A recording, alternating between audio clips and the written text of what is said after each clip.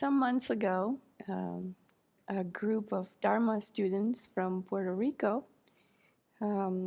contacted the Abbey, and they were requesting that someone from the Abbey share the Dharma. And with them, with their group, and Venerable Children approached me to ask if I would be willing to take that on. And of course, for a long while, I had been sort of dreaming or longing to really share the Dharma in Spanish. I met the Dharma here in the US, and so I've only related to it in this language, in English. So of course I was elated. I was quite grateful that Venerable Children had asked me. And I was happy and I was terrified at the same time. Just confronted with this, what I thought was a challenge that I wasn't quite sure how I was going to meet. And the first thing that I tried to do was figure out whether or not I had any transmissions on the topic, because I felt like if at least I've heard of this topic before, then that's more likely that I can do a good job. And I just try to search my mind for how much I actually had absorbed about the topic, which is mind training, and whether or not I felt like I could convey that and give the topic some justice. But as I was trying to prepare for the course, the attitude that was present in my mind was very much, here I am going to be in a capacity of giving something to some people. And even though there was definitely the aspect of generosity in my mind, looking back, it was a very limiting attitude. And I was very grateful that as time went by, my attitude about that changed.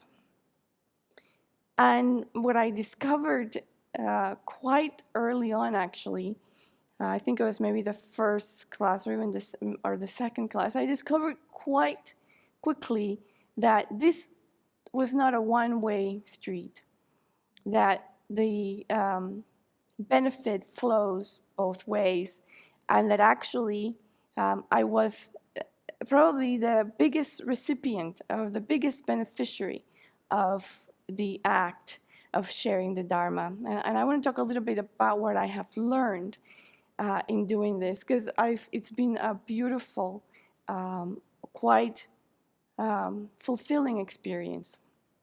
But of course, the first thing that I learned was humility.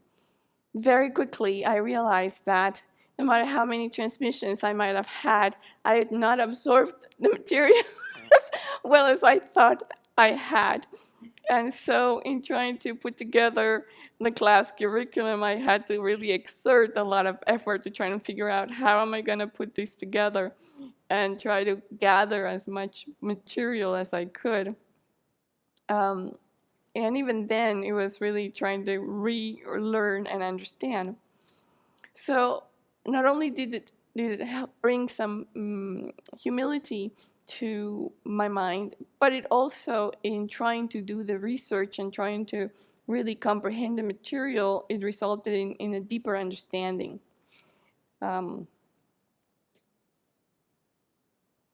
One of the things that I was also quite impacted by was that I felt this commitment to practice what I was sharing, and kind of this very deep belief that I can only share that which I practice. And so it made me a lot more diligent in practicing the mind training teachings on a daily basis, because I wanted to have sort of that integrity of being able to explain that which I myself have trying to bring into fruition in my practice and in my life. So that practice really was the foundation, or is the foundation from where the sharing springs. And it's also been quite nourishing to be able to connect with the group in this way, not unlike how we do it with SAFE, because one of the things that I find most nourishing about our facilitation of SAFE is that we are really involved in supporting the practice of virtue, that we are supporting and encouraging other practitioners to continue to transform their minds, and that's a very beneficial beneficial thing to do. And then also to experience the sheer joy of sharing the Dharma, to really be able to connect with the Dharma and see it through other people's lenses. Because as I'm trying to put the material together, one of the things that is given me is this different lens to observe the Dharma, because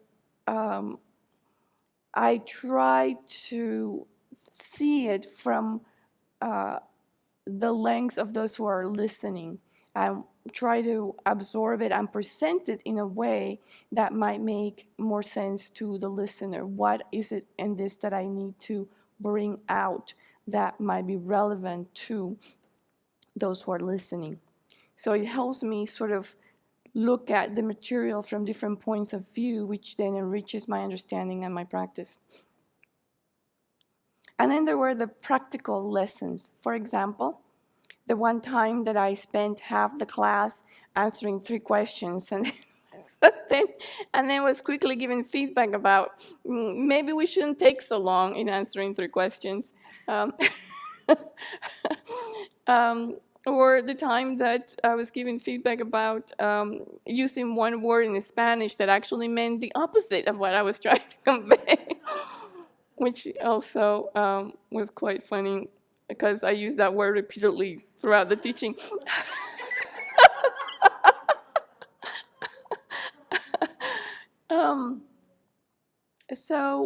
And I've also really benefited from the group's quite live engagement with the structure of the class. They've been quite involved in setting the structure and making sure that how the class is put together, that it does address their needs, and what would, in a way that's beneficial for them. So I'm really grateful to have had this opportunity and to be able to expand my practice and expand my knowledge of the Dharma and expand my understanding in this way. It's just been quite a joy. And I'm grateful to Venerable and also to the group in Puerto Rico and to everyone who has participated and listened in the class for giving me this opportunity and teaching me so much. Thank you.